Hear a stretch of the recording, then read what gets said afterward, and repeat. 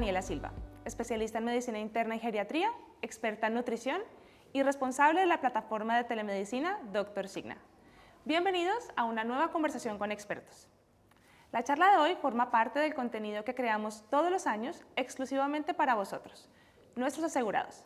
Durante este año hemos tenido webinars y hemos publicado una serie de podcasts con temas muy interesantes y diversos, tales como la salud en la mujer, la tecnología en el cuidado de nuestra salud o la salud mental y la nutrición. Nuestro objetivo es ofreceros siempre contenido de máxima calidad y de actualidad, para poder estar a la vanguardia en los temas de salud que más os interesan. Hoy os damos la bienvenida a nuestro primer vídeo del año y queremos empezar con uno de los temas más actuales, tanto en la comunidad médica y científica como en el mundo divulgativo. Vamos con algunas pistas. La charla de hoy une todos los temas que hemos tocado a lo largo del año. Tiene que ver con un ecosistema que vive dentro de nosotros y que tiene funciones que apenas hace años empezamos a descubrir. ¿Podéis adivinar de qué se trata? ¿Os suena el término microbiota? Seguro que sí. De hecho, las palabras microbiota intestinal tuvieron un crecimiento en el motor de búsqueda de Google de un 1400% entre el año 2012 y el 2022. Y es que el interés por este tema no es fortuito. En los últimos años hemos descubierto una especie de mundo paralelo que vive dentro de nosotros, el cual es indispensable para nuestra supervivencia. Nuestra microbiota intestinal no solo ayuda a digerir alimentos y a protegernos de infecciones, también se ha descubierto que tiene una estrecha relación con nuestro sistema inmunológico, nuestro estado de ánimo e incluso el control de nuestro peso corporal. Además, se ha visto que está implicada en el desarrollo y prevención de enfermedades crónicas, tales como la obesidad, la diabetes tipo 2, enfermedades inflamatorias intestinales e incluso trastornos neurológicos como la depresión o la enfermedad de Alzheimer. En esta charla vamos a descubrir de forma sencilla qué es la microbiota, cómo afecta a nuestra salud y por qué es una pieza clave para entender y tal vez prevenir o tratar muchas enfermedades crónicas que hoy afectan a millones de personas en el mundo. Bienvenidos. Para hablar de todo esto, hoy contamos con un invitado de lujo. El doctor José Vigaray es especialista en alergología e inmunología clínica y es director de la unidad de microbiota Vitas Immunomed aquí en Madrid. Doctor Vigaray, es un placer tenerte hoy aquí con nosotros. Muchas gracias por tu invitación. Es todo un placer, de verdad que creo que este puede ser el tema que más interés tiene en todos nuestros asegurados. Como hemos dicho antes, pues la gente quiere saber más sobre qué es la microbiota, cómo podemos cuidarla, así que como siempre vamos a empezar con un poquito de definiciones que creo que es importante para ponernos en situación. Doctor Vigaray, ¿qué es la microbiota? La microbiota es el conjunto de microbios que llevamos todos a cuestas. Es decir, estamos hablando de bichitos, para que la gente nos entienda, que bien pueden ser bacterias, bien pueden ser hongos, bien pueden ser parásitos y bien pueden ser unos bichitos mucho más desconocidos, que son las arqueas, pero que también son muy importantes. Y esto, sobre todo, lo encontramos en nuestro intestino. Se estima que el 95% de la microbiota está en concreto en el colon, lo que llamamos intestino grueso. Pero hay un 5% también de microbiota distribuida por el resto del organismo y que cobra una gran importancia en muchas enfermedades. Bueno, y creo que hemos oído también de la microbiota, que todos estos bichitos que habitan en nuestro cuerpo, luego hablaremos de todas sus funciones, porque hay muchísimos tipos, cepas bacterianas, etcétera, pero tú has mencionado brevemente qué conforma esa microbiota: hongos, arqueas, bueno, me imagino que los parásitos también hacen parte de la microbiota, no estoy segura. También hemos hablado de la microbioma, o del microbioma. ¿Cuál es la diferencia entre microbiota y microbioma? ¿Cuál es esa diferencia de conceptos que creo que puede ser importante descartar? Sí, es muy importante.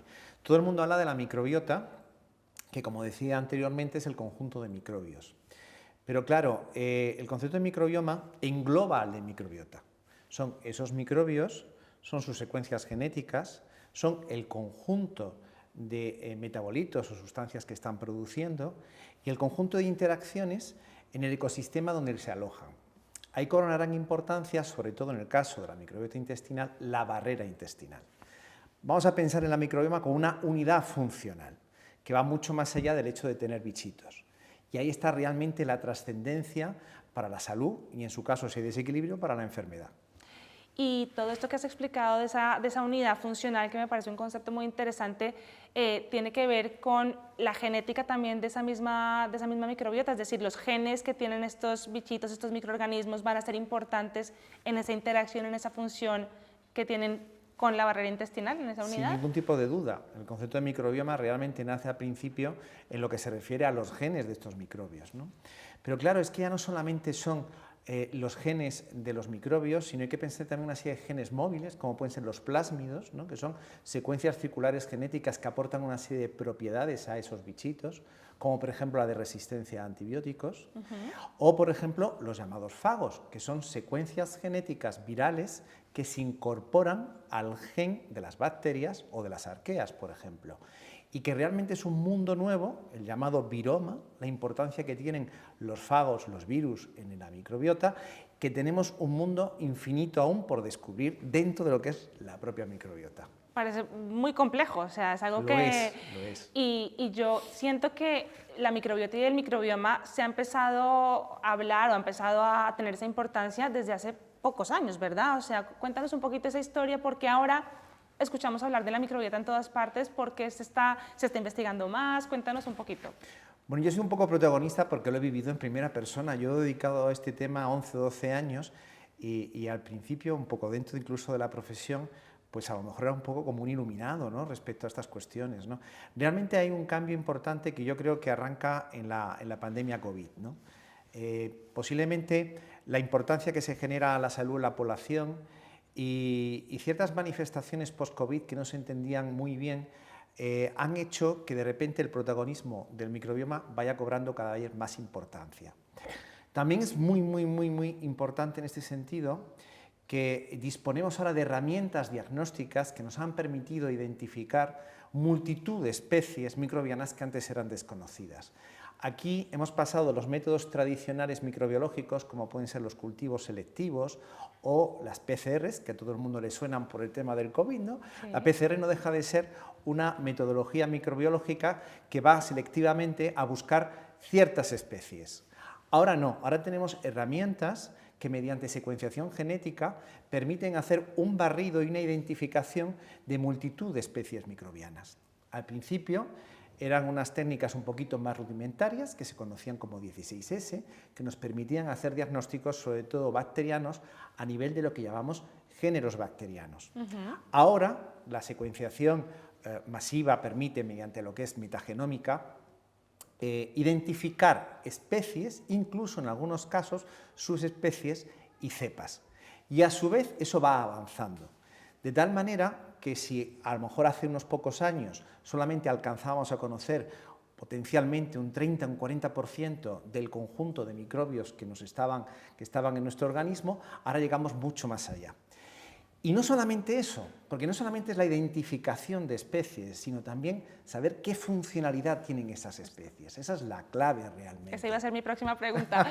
Claro, cuéntanos, porque una cosa es saber que existen todos estos microorganismos en nuestro cuerpo, que además de microbiota, es decir, creo que desde hace mucho tiempo, hace ya pues décadas, hablábamos de la flora intestinal, ¿no? Que era como se le conocía antes, yo creo, a los bichitos que tenemos en el intestino, pero lo clave, yo creo que en la última década, últimos años, es identificar estas funciones de estos microorganismos. ¿Para qué me sirve saber que tengo tantos lactobacilos o tantas bifidobacterias o cuál es la ratio, ¿verdad?, de estas especies?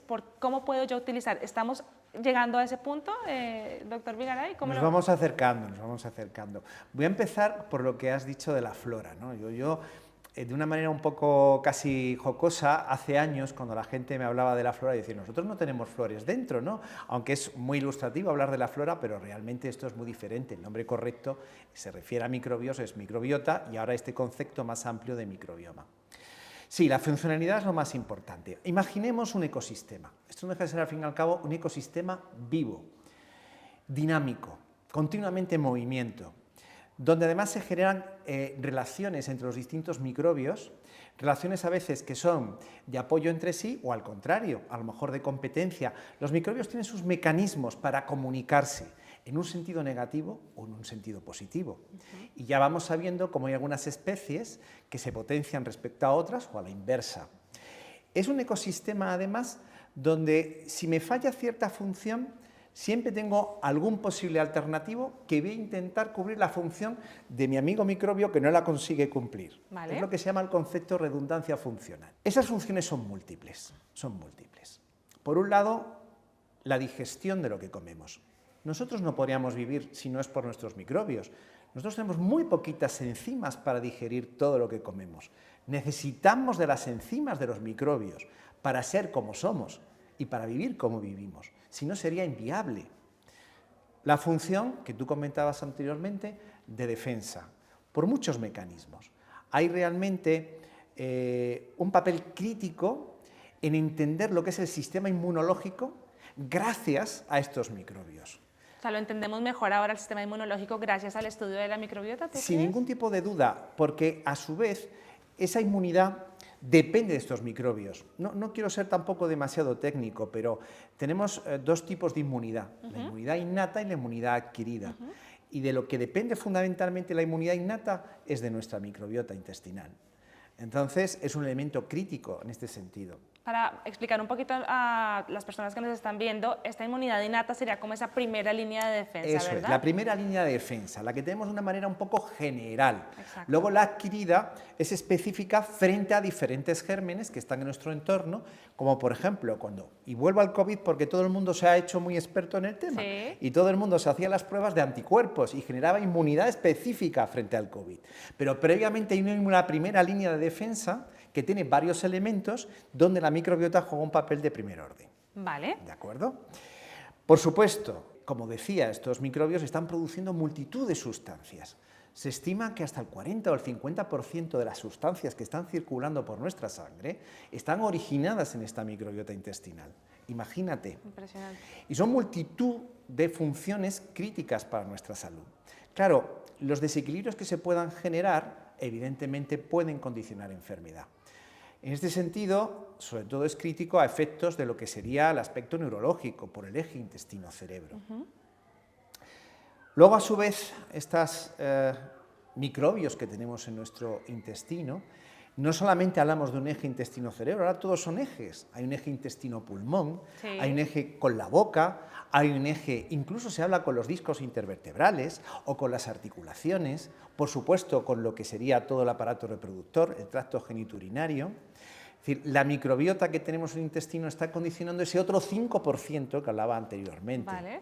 con algún pequeño matiz. Porque la microbiota de la boca, en este caso, es un gran condicionante también de lo que ocurre en el intestino o la microbiota de la vía respiratoria. Bueno, hemos hablado entonces de todos estos bichitos que tenemos fundamentalmente en nuestro intestino, así que, ¿qué te parece si profundizamos más en ese tema? Vamos a hablar de la microbiota intestinal, de las funciones que puede tener la microbiota intestinal a muchos niveles. Entiendo que, como decíamos anteriormente, pues tenemos una función muy importante a nivel del sistema inmune, pero también hablamos, como decíamos en la introducción, pues de esta función o ese rol que pueden tener en la prevención, ¿verdad?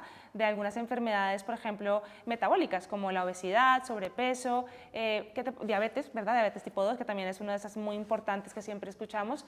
¿Qué nos puedes contar en ese aspecto? ¿Qué evidencia hay? ¿Qué estudios hay? ¿Por qué la microbiota tiene que ver con este tipo de enfermedades?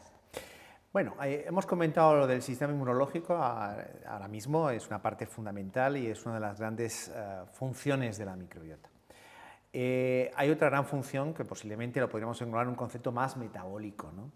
Por una parte, derivado de esas sustancias que comentaba anteriormente, metabolitos que produce la microbiota, pero también es cierto que ahí juega un papel fundamental unos elementos de la membrana de las bacterias gram negativo que se llaman lipopolisacáridos de membrana, LPS es el acrónimo, también conocidos como endotoxinas, que tienen un papel crítico, un papel fundamental en un concepto que es el de la inflamación de bajo grado, que es el sustrato del llamado síndrome metabólico, que engloba, como estabas comentando anteriormente, la obesidad, las dislipemias, es decir, el incremento de los niveles de triglicéridos y colesterol, por supuesto, la diabetes tipo 2, totalmente vinculado también al hígado graso, al riesgo de hipertensión arterial y al factor de riesgo cardiovascular.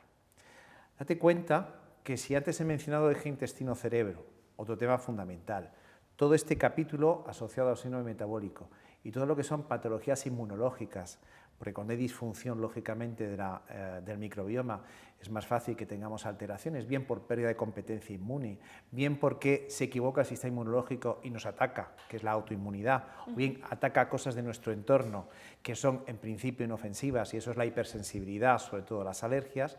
Empieza a sumar y date cuenta la de patologías que evidentemente están de alguna manera vinculadas al microbioma. Se estima que hay más de 350 enfermedades vinculadas a las alteraciones del microbioma.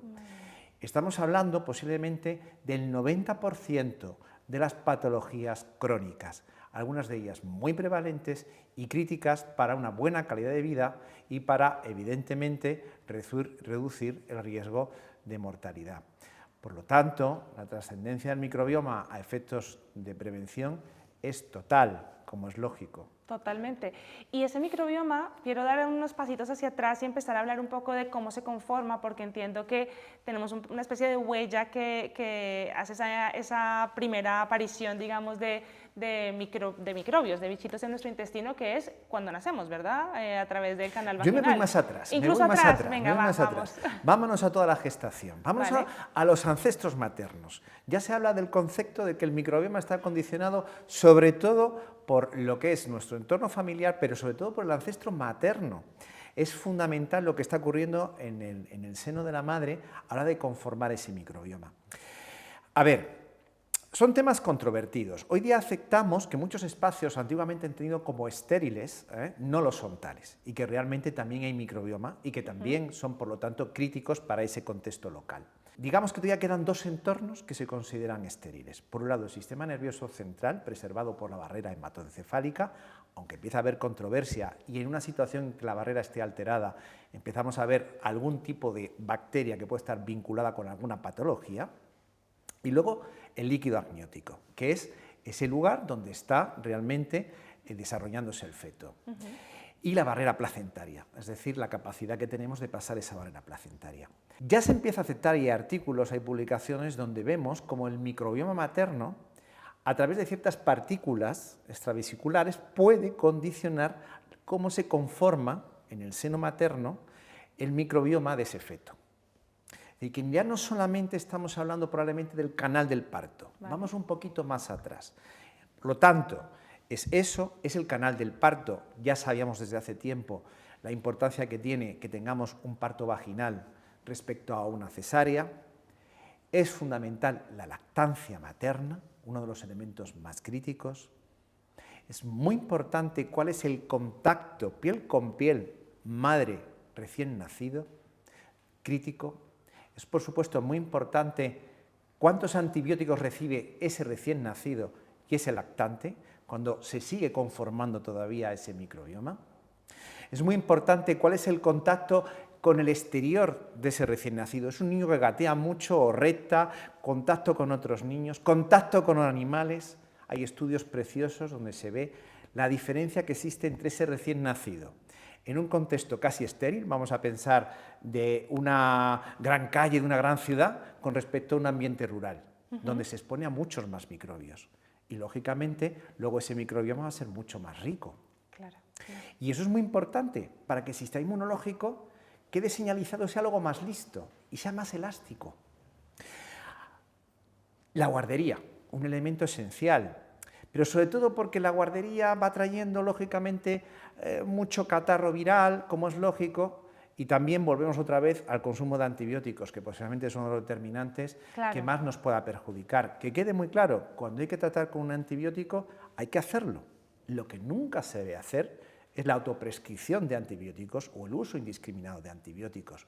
Y luego intentar ser selectivo y evitar un poquito antibióticos de amplio espectro que puedan ser bombas nucleares para ese microbioma.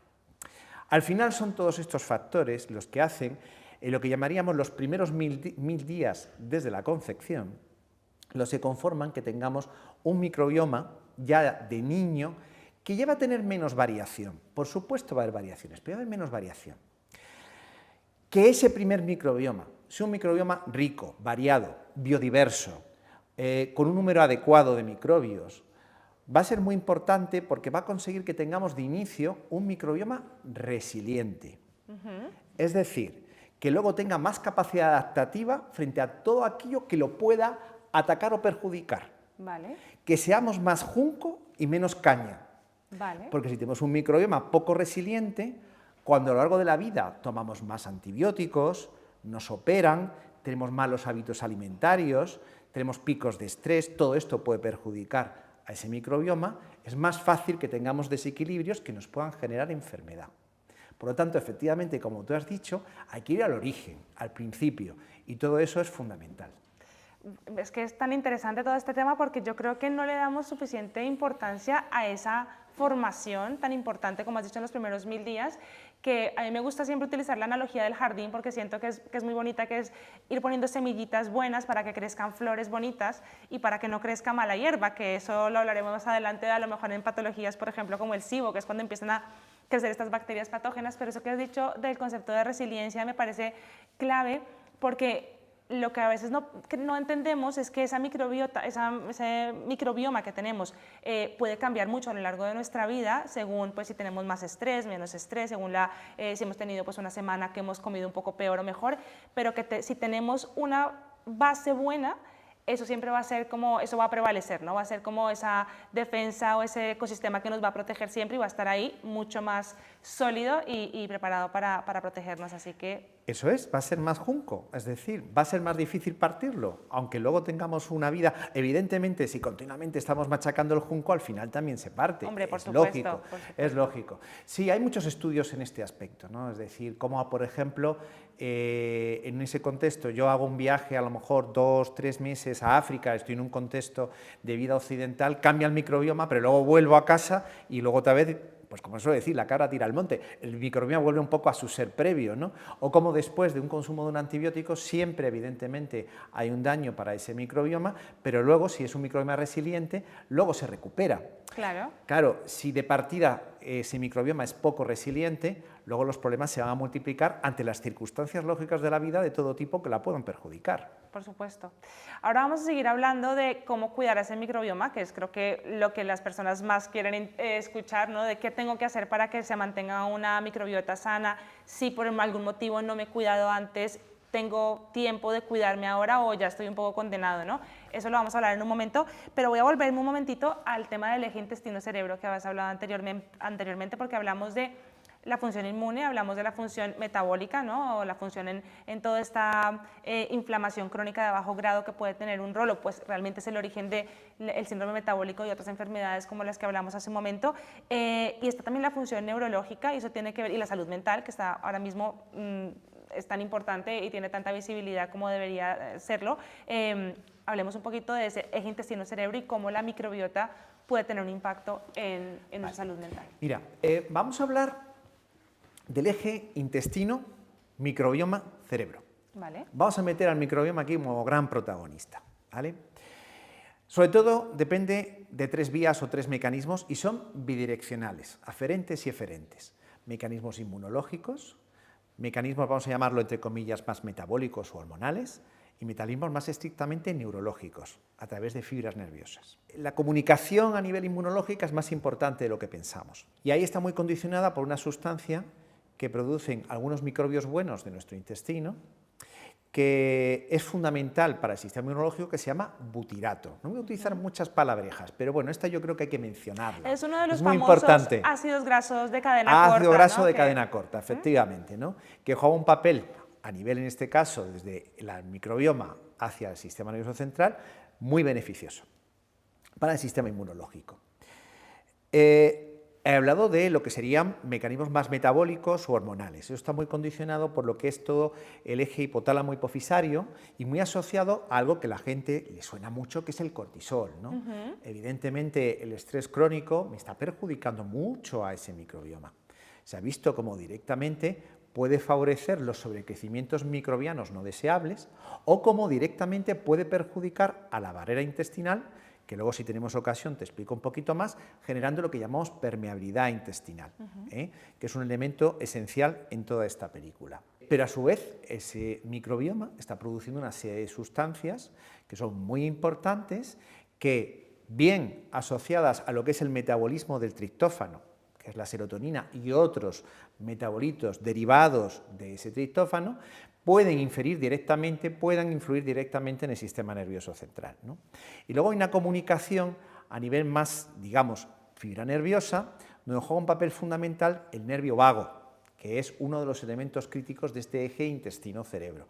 Y también tenemos aquí una comunicación bidireccional, de tal manera que vemos que incluso algunos microbios pueden hacer una estimulación a nivel vagal que pueda ser beneficiosa o perjudicial, y por supuesto conocemos cómo todo lo que es estrés y a través de todo este sistema nervioso autónomo puede generar una alteración funcional de nuestro intestino, un elemento crítico para el desarrollo de lo que llamamos intestino irritable o colon irritable, o hablamos de dispepsia funcional, para todo lo que es el conjunto de cuadros digestivos funcionales.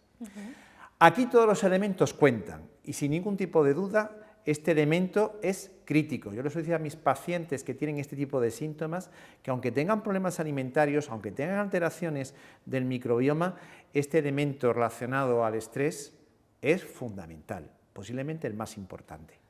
O sea que lo que antes llamábamos síndrome de colon irritable, bueno, me imagino que es algo que seguimos viendo mucho en consulta, está asociado a una alteración también neurológica, puede estar asociado a una alteración neurológica, porque se dice o se ve en consulta con frecuencia que las personas que tienen este intestino irritable pues suelen ser personas que a lo mejor tienden a ser más ansiosas o tienden como a tener algún tipo de patología o síntomas un poco más de salud mental, ¿no? ¿Ahí viene la asociación? Sí, hay una asociación. Los cuadros funcionales digestivos, donde está el intestino irritable y la dispepsia funcional son los más frecuentes, pero hay unos cuantos más, de acuerdo con la clasificación de un grupo de expertos, la clasificación de Roma, está totalmente condicionada por este elemento. Pero no suele ser solo este elemento. Aquí ha empezado a cobrar protagonismo también nuestro microbioma. Las alteraciones del microbioma y las alteraciones asociadas en una correcta absorción alimentaria. Y al final es un conjunto de factores los que condicionan que tengamos este tipo de cuadros clínicos. Pues entonces hemos hablado de la prevención, hemos hablado del sistema inmune, de la comunicación intestino-cerebro. Vamos a hablar un poquito más de ese cuidado de la barrera intestinal, que me imagino que implica el cuidado tanto de la microbiota como de las células intestinales como tal.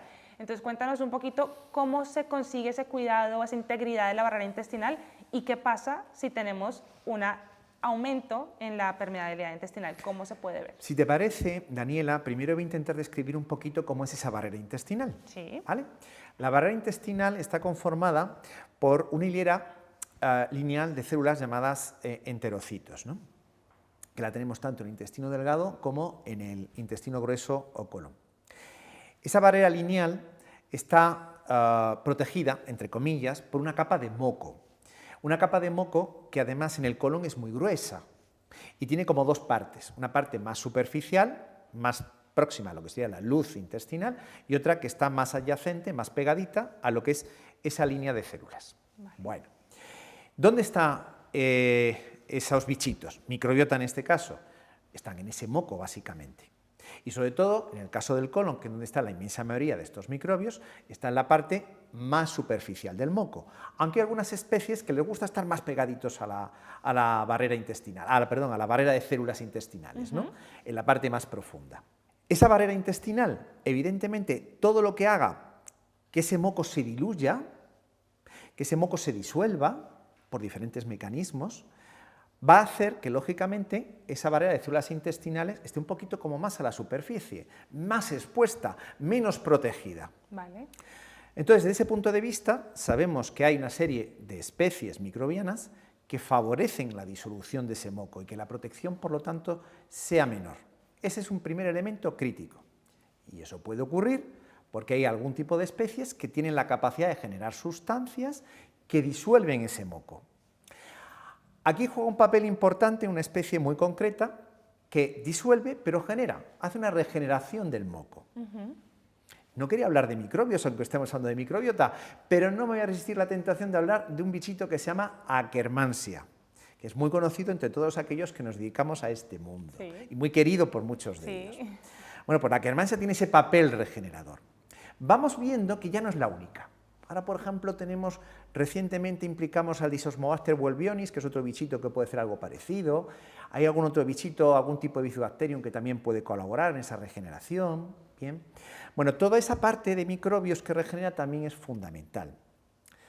Pero es que además, sobre todo en un contexto en el cual el moco se ha adelgazado, la barrera intestinal, desgraciadamente, si los microbios están alterados, están desequilibrados por todo lo que les puede agredir, nuestro sistema inmunológico, que se ha acostumbrado de pequeñito a ciertos microbios, ante esos cambios dicen, estos son mis microbios, o estos microbios están proliferando. Lógicamente, el sistema inmunológico acude y microinflama esa barrera intestinal.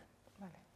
Esa microinflamación es la génesis de, por un lado, pequeñas malabsorciones alimentarias que dependen bien de enzimas que están en la barrera intestinal o bien de una especie de receptores tipo motobomba, de los cuales depende la absorción de ciertos componentes de la alimentación. Lógicamente, si eso no se absorbe bien, los bichos están muy concretos y dicen, ya tengo más que comer, y proliferan. Y más proliferación, más respuesta inmunológica, y en consecuencia más microinflamación, y empezamos lo que sería una especie de círculo vicioso o espiral vicioso de más a más. En ese contexto, además, se produce el fenómeno que antes mencionaba de permeabilidad. Esas células intestinales están unidas por diferentes mecanismos, pero hay un mecanismo crítico que se llaman uniones estrechas. En medicina hablamos de la Sting Junction, un anglicismo que utilizamos habitualmente, ¿no? Bueno, esas uniones estrechas son una especie de cerradura que dependen de una llave. Esa llave es una molécula que se llama zonulina, que sabemos que puede estimularse y por lo tanto abrir la separación entre las células, condicionada bien por ciertas especies concretas que lo favorecen, bien por la estimulación inmunológica o bien incluso por el efecto directo de algunos componentes de la alimentación. Cuando tenemos permeabilidad, las cosas malas que puedan generarse en una microbiota desequilibrada, esos metabolitos pasan con más facilidad. La primera aduana ya no hace su función adecuadamente. Claro. Tenemos luego otra aduana que nos defiende, que es el hígado. Pero bueno, el hígado lo vamos sobrecargando, ¿no? Y al final puede llegar un momento que evidentemente podamos tener esa inflamación de bajo grado que comentaba anteriormente, o tenemos patología neurológica, o otro tipo de manifestaciones que pueden ser también, por ejemplo, musculares, articulares, etcétera, ¿no? Por lo tanto, la permeabilidad es muy importante en este sentido y además condiciona amplificar las respuestas inmunológicas alteradas que antes hablaba. Claro. Y también está en la génesis de procesos autoinmunes o procesos de hipersensibilidad. Es que está todo conectado al final. Todo está conectado, porque nosotros no somos un mecano que vamos uniendo. Yo siempre defiendo que no existen enfermedades, existen personas que enferman. Ya. Y eso hay que entenderlo, y hay que historiar todo, y hay muchos vínculos más allá de lo que pensamos, con un gran nexo de conexión que es precisamente el microbioma. Evidentemente, Daniela, estamos empezando a ver, solamente es como si estuviésemos observando el microcosmos con un pequeño telescopio que pone la luz exclusivamente a lo mejor en una galaxia, y quedan todavía muchas galaxias por desconocer. Pasa algo así, estamos empezando a ver, y hay muchas dudas, y hay muchas incertidumbres todavía. Muchos colegas todavía dicen, bueno, esto del microbioma es importante, pero todavía no hay evidencias suficientes. Puede haber vínculos, pero una cosa es que haya vínculos y otra cosa es establecer relaciones causales. Totalmente correcto, totalmente cierto. Pero la investigación y la evidencia bibliográfica se está multiplicando de forma exponencial. Hay poquitas unidades especializadas, como por ejemplo la nuestra, pero sí es cierto que la experiencia clínica del manejo, de la modulación del microbioma en la mejora y en la prevención de multitud de enfermedades es una realidad del día a día de nuestras consultas. Hay que investigar mucho, hay que invertir mucho y sabremos mucho más, pero no te quepa la menor duda que estamos empezando a abrir un camino. Totalmente, y además con una persona, bueno, con especialistas como tú que saben tanto y que además están ahí a la vanguardia de los últimos estudios que se hacen y están listos para aplicar ese conocimiento, pues bueno, ojalá que esto siga creciendo y creciendo para poder ayudar a tantas personas que además muchas veces buscan en el intestino esa solución a problemas que realmente son extraintestinales, ¿no? Es un poco lo que hablabas ahora mismo, explicando tan bien lo que es el intestino, la barrera intestinal, lo que es la permeabilidad intestinal, porque si lo pensamos, todo lo que entra en nuestro intestino realmente del exterior esa barrera intestinal es la que está encargada de modularlo y que no entre absolutamente todo a nuestro torrente sanguíneo, ¿no? De alguna manera. Entonces, como tú lo has dicho, es la aduana, son esos policías que están ahí listos para vigilar y decir, bueno, tú entras, tú no entras, pero si esa permeabilidad, si ese intestino está completamente lleno de agujeritos por todas partes, pues no va a haber suficientes policías para poder filtrar todo eso que quiere entrar, ¿no? Y bueno, todo esto que nos has contado me imagino que tiene que ver con el SIBO y la disbiosis, ¿no? Estos conceptos tan importantes. ¿Por qué no nos cuentas un poquito sobre lo que es el SIBO y la disbiosis? ¿A qué se refieren estos conceptos? Bueno, vamos a intentarlo. El SIBO es el acrónimo en inglés del sobrecrecimiento de bacterias en el intestino delgado. Habitualmente nos referimos a bacterias productoras de un gas hidrógeno, que tiene una serie de sintomatología a nivel fundamentalmente digestivo. Pero el concepto va mucho más allá. A mí me gusta hablar más que de SIBO de sobrecrecimientos microbianos. Entonces, si te parece, vamos a repasar las diferentes opciones de sobrecrecimiento microbiano. Están las bacterias en el intestino delgado. Es normal que haya generación de gas hidrógeno cuando hacemos una prueba de SIBO con una prueba de gases en la parte correspondiente al colon, porque ahí es normal que tengamos bacterias que fermenten gas y por lo tanto eso es lo lógico, ¿no? Lo alterado es cuando ocurre en el intestino delgado, porque la diferencia en el número de microbios entre el colon y el delgado es muy grande. Piensa que en el colon estamos hablando de aproximadamente un factor 10 elevado a 11 a 10 elevado a 12, claro. Mientras en el caso en el delgado estamos en torno a 10 elevado a 3, 10 elevado a 4. Es una gran diferencia, ¿no? Y cuando en el delgado tenemos demasiada bacteria, efectivamente nos va a generar una serie de problemas.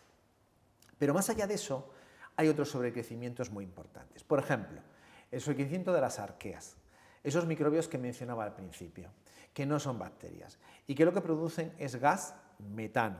De hecho, la arquea en la naturaleza es el único elemento que tiene capacidad de generar gas metano, tan importante por el cambio climático. Por eso se ha implicado el ganado vacuno en el cambio climático, porque las vacas tienen en su intestino arqueas que generan gas metano. Pero no solamente son las vacas, sabemos que los humanos también producen este gas metano que tenemos arqueas. Lo normal es tener un nivel bajito de arqueas. El problema es cuando tenemos mucha arquea. Eso ocurre sobre todo en un contexto de malnutrición. Esa imagen típica del niño africano que está tan delgadito, llamados los médicos caquéctico, y que tiene la tripa tan hinchada, son arqueas. Ese joven, habitualmente chica joven, con anorexia, un trastorno de conducta alimentaria restrictivo, favorece también la generación de arquea.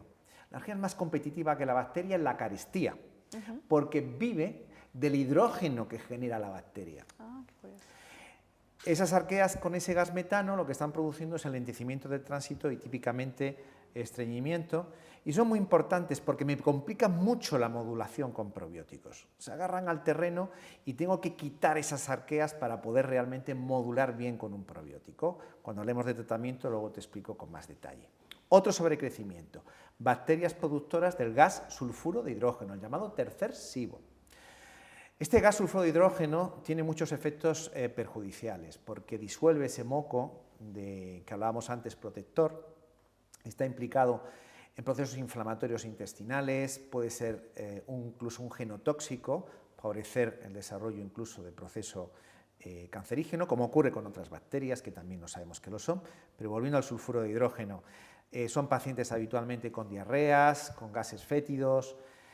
En nuestra experiencia, en nuestra unidad, vemos cierta asociación con pacientes que tienen problemas de reflujo gastroesofágico, aunque realmente nosotros estamos midiendo esas bacterias productoras de sulfuro de hidrógeno en muestras fecales. Desgraciadamente, en España no tenemos la opción de medir este tercer gas, solamente en algunos hospitales norteamericanos, ¿no? Y espero que podamos tener en breve la opción de hacer esa medición. Hay otro sobrecrecimiento importante, el sobrecrecimiento fúngico. También es normal que todos tengamos pequeñas cantidades de hongos, fundamentalmente estamos hablando sobre todo de la cándida, también de los geotricum. Estos sobrecrecimientos son difíciles de medir. Aquí tenemos peores herramientas aún todavía para hacer diagnósticos, pero sabemos que hay pacientes que tienen realmente estos sobrecrecimientos fúngicos que también condicionan una clínica muy característica. Por lo tanto, este conjunto de sobrecrecimientos son en el fondo alteraciones que están encuadradas en un concepto más amplio que es el de disbiosis, desequilibrio de la microbiota. No todos los pacientes que tienen disbiosis tienen sobrecrecimiento, pero todos los pacientes que tienen sobrecrecimiento tienen disbiosis. En estos sobrecrecimientos juega un papel fundamental una serie de factores que los favorecen, como por ejemplo, cuál es nuestra microbiota de partida, como hablábamos al principio, el desarrollo de malabsorciones alimentarias, es fundamental, entre otros factores, la motilidad de limpieza del intestino. Yo siempre pongo el ejemplo de los ríos. En los ríos en la llanura van muy despacito y se pone el agua turbia porque se acumulan los microbios, no se regenera ese agua. En cambio en la montaña el río va vivo, va rápido, el agua es cristalina. Pues aquí pasa un poquito igual. Si no hacemos una buena motilidad de limpieza es más fácil que se acumulen los microbios, claro. Y es más fácil, por lo tanto, que tengamos sobrecrecimientos, en particular, sobre todo en el intestino delgado, que son los que me condicionan más sintomatología. Pero ojo, que también los sobrecrecimientos en el colon de arqueas y sulfuro de hidrógeno suelen ser también patológicos y nos pueden condicionar problemas clínicos. Estas alteraciones de la motilidad a veces están asociadas a ciertas enfermedades, como por ejemplo el Parkinson o la esclerodermia. Pero estamos viendo en nuestra unidad, y ahí somos un poquito pioneros en nuestro caso, que muchos sobrecrecimientos están asociados a ciertos anticuerpos que atacan a las células responsables de que tengamos esa motilidad de limpieza, condicionando la recurrencia de los sobrecrecimientos o la cronicidad de los sobrecrecimientos. Y lógicamente el enfoque terapéutico cambia en estos casos. Como ves, Daniela, el tema es mucho más complejo, hay mucha discusión. Lo que sí quiero enfatizar que es importante que el sobrecrecimiento sea manejado por médicos muy expertos en sobrecrecimiento, que desgraciadamente hay muy poquitos, que tengamos este enfoque global que te estoy explicando, valorando todas estas variables. Y por supuesto es un elemento importante a la hora de generar sintomatología tanto a nivel digestivo como también puede generar problemas extradigestivos, como ocurre, como explicaba al principio, con el contexto de la disbiosis o el conjunto de la disbiosis. La verdad es que es un mundo apasionante y realmente sí hace falta formación en los especialistas para que puedan tratar pues, patologías que son tan específicas, pero que realmente pueden tener, bueno, que tienen un impacto tan grande en la calidad de vida de la gente. Me llama mucho la atención además el tema del estreñimiento, porque es un motivo de consulta muy frecuente. Hay personas que además viven con estreñimiento y creen que es normal, ¿no? Soy estreñida y punto, o soy estreñido, y no es así, ¿no? Muchas veces puede ser o que el estreñimiento se asocia a una mala alimentación, que vamos a hablar de eso porque creo que la alimentación ahí es fundamental para el cuidado de nuestra microbiota, pero también puede ser una manifestación de un sobrecrecimiento, por ejemplo, de arqueas productoras de metano, ¿no? Entonces, al final, yo creo que el reconocer estos síntomas es importante, buscar esa consulta y bueno, ahora vamos a hablar de cómo cuidamos a esa microbiota, que es lo que ya todos queremos saber qué tengo que hacer. Hablamos de los probióticos, de las sustancias que producen los microbios, la microbiota, que son esos postbióticos, ¿verdad? Que serían como todas las sustancias activas que producen estos microorganismos, como el butirato, como una serie de vitaminas, todas las sustancias que hemos hablado anteriormente. Ahora hablemos de los prebióticos y de esa alimentación que tenemos que darle a nuestra microbiota. ¿Cómo cuidamos de nuestra microbiota? Vaya pregunta que me haces. No pretenderás que te conteste rápido, esto es complicado. Bueno, vamos allá. Bueno, tú dame cuerda. Mira, Daniela, si me permites voy a ir un poquito más allá, porque yo creo que simplificar el manejo de la modulación del microbioma exclusivamente en probióticos es excesivamente simple. Si antes hemos hablado de un conjunto de factores que condicionan ese microbioma, pues vamos a ir un poco a cada uno de estos factores. Eso es. Y vamos a empezar, por ejemplo, con la patología bucodental. Tenemos muy claro cómo las alteraciones del microbioma bucodental me están condicionando también alteración del microbioma a nivel intestinal. En nuestra unidad hacemos estudios por metagenómica, esa técnica que decía al principio, a nivel fecal, pero lo estamos también haciendo a otros niveles, como por ejemplo a nivel urinario o incluso a nivel bucodental de forma pionera. Yo me he encontrado casos, y estoy recordando ahora un paciente, una señora con una patología muy concreta, que es la cistitis intersticial, unas molestias parecidas a la infección urinaria casi continuada, lo que llamamos síndrome miccional los médicos, donde no se ha encontrado ningún germen responsable en apariencia, donde me encontraba un sobrecrecimiento en orina de una bacteria típicamente de vías respiratorias altas o bucodental. Por ejemplo, ¿a dónde voy? Tenemos que cuidar esa salud bucodental y en todas personas que tengan una sospecha porque le sangren las encías, porque tengan una retracción de encías y demás, esa parte hay que cuidarla. Es un elemento crítico. Por eso, por ejemplo, en nuestra unidad tenemos un área periodontal. Periodontal se refiere a estudio de encías, ¿verdad? Estudio fundamentalmente de encías, efectivamente. La periodontitis, la piorrea, etcétera, etcétera. Bien, vamos más allá. Hablábamos antes del eje intestino-cerebro y del estrés. Es fundamental, en una unidad que valore todo esto y que quiera mejorar el microbioma, cuidar la salud mental. El apoyo de psicólogos y, en su caso, también de psiquiatras es crítico. Y la terapia es un elemento que ayuda a multitud de pacientes a encontrar ese equilibrio también en su microbioma y en su salud. En algunos casos puede ser suficiente, por ejemplo, una técnica que nosotros recomendamos y formamos a muchos de nuestros pacientes, que es el mindfulness, la meditación, un elemento de gran ayuda, y que ya hay alguna publicación incluso donde se ve su repercusión a nivel también del microbioma. Vamos avanzando. La alimentación crítica. Y aquí lo voy a dividir en dos áreas, lo que sería una serie de consejos generales respecto a la alimentación. Es evidente que el mal hábito alimentario es uno de los principales condicionantes desde pequeñitos de que tengamos disbiosis, ese desequilibrio o posibles sobrecrecimientos.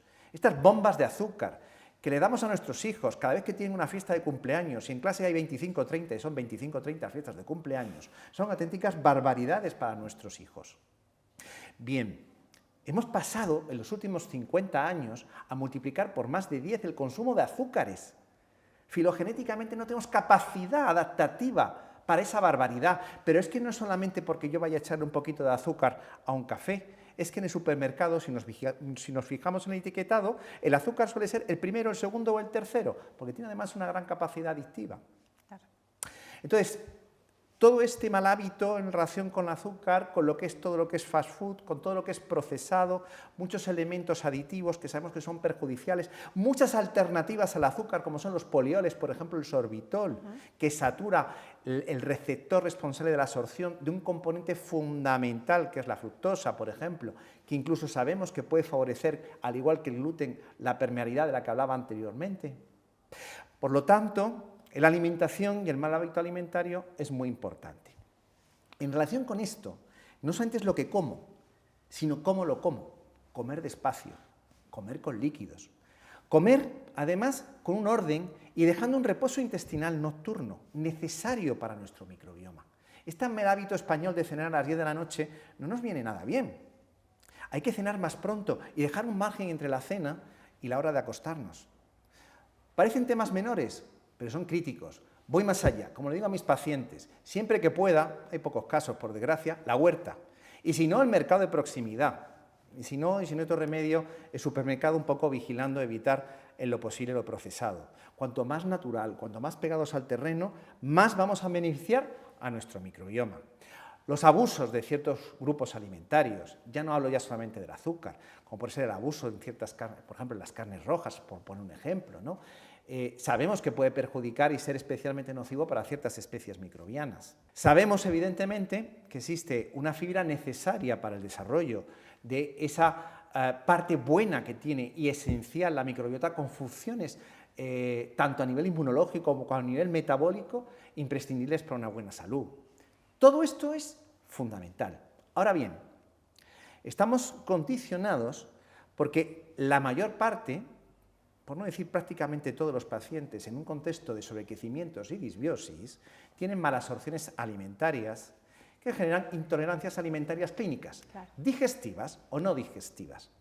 Por una parte, tenemos las que están asociadas por mecanismos metabólicos a azúcares. Y aquí podemos hablar sobre todo de dos grandes grupos, las que dependen de los llamados disacáridos. El ejemplo característico es la lactosa, que depende de una enzima que se llama la lactasa, y es el grueso fundamental de las intolerancias, las que se producen a la fructosa, que en este caso es un monosacárido cuya absorción depende de un receptor, ese motobomba que tenemos en la barrera intestinal y que hablaba anteriormente, que se satura con facilidad, lo tenemos totalmente saturado. Y si esa barrera está microinflamada, tanto las enzimas como el motobomba funcionan peor y entramos en esos círculos viciosos. Y luego tenemos intolerancias de mecanismo farmacológico, fundamentalmente las que están asociadas a una sustancia que se llama histamina. Esta histamina depende de los alimentos y también de la producción por algunos microbios de nuestra microbiota a nivel intestinal de picos de histamina. Y los excesos de histamina es una sustancia que nos da problemas tanto a nivel digestivo, gástricos e intestinales, como a nivel también extradigestivo. Pueden favorecer el cansancio, los dolores de cabeza, las palpitaciones, Nos pueden favorecer problemas dermatológicos, sensaciones a veces de calor, de flashing que se dicen. Bien, al final es un conjunto de síntomas que muchos de nuestros pacientes nos están contando en más o en menor cantidad. Hay luego finalmente algunas intolerancias más difíciles de encasillar, como ocurre por ejemplo con los problemas por caseínas, que es un elemento proteínico de la leche, o lo que pasa con los bivalvos. Hay a veces intolerancias, entre comillas intolerancias, muy vinculadas a grandes desequilibrios del microbioma. Si yo tengo un gran sobrecrecimiento de bacterias productoras de sulfuro de hidrógeno, tengo que intentar evitar alimentos azufrados, que tengo una gran precaución con los sulfitos. Si te das cuenta, al final, sobre todo, la población general habría que recomendar todo lo que decía al principio, aquellos pacientes que tienen problemas médicos tan dispares, tantas enfermedades crónicas que pueden estar asociadas a estas alteraciones, es necesario diagnósticos específicos y dietas personalizadas. Y aquí hay que ir a la individualización en cada caso. Y no hay tablas rasas.